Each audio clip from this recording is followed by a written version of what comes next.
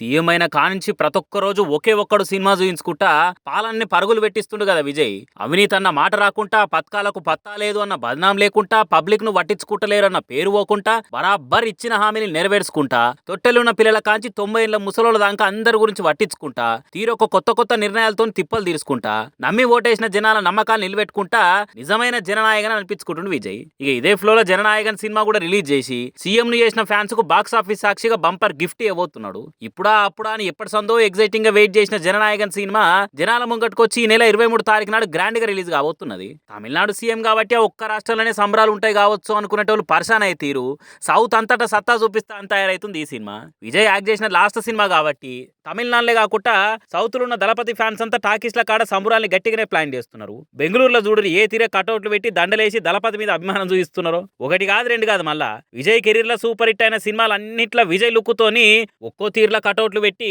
Cinema release కాకముందే రికామ్ లేకుండా celebrations లా కటౌట్లతోనే రికార్డులు కొడుతున్నారు. మామూలుగానే దళపతి సినిమా అంటే టాకీస్ల టాపులు లేచిపోయి ఫ్యాన్స్ కు పండుగ లెక్క పూనకాలు వస్తుంటాయి. అసొంటిది విజయంగా యాక్టింగ్ కెరీర్ కు పురాగా పులి స్టాప్ పెడుతుంటా కొత్త సినిమాతోని ఎండి పర్ద మీద ఎన్నటికి గాన్ రాడనే వరకలా ఓ దిక్కు దళపతిని మిస్ అవుతామో అని ఎమోషనల్ అవుతుంటేనే ఇంకో దిక్కు ఐదమైతే సీఎం అయి రియల్ లైఫ్ లనే కాకుండా రియల్ లైఫ్ లో కూడా జననాయకన్ అనిపించుకుంటున్నా అనుకుంటా మురిసిపోతారు ఫ్యాన్స్. కానీ నిజం చెప్పుర్రి, ఏ స్టార్ హీరోకి ఏ పొలిటీషియన్ కి ఇంత అదృష్టం ఉంటది ఏం కథ?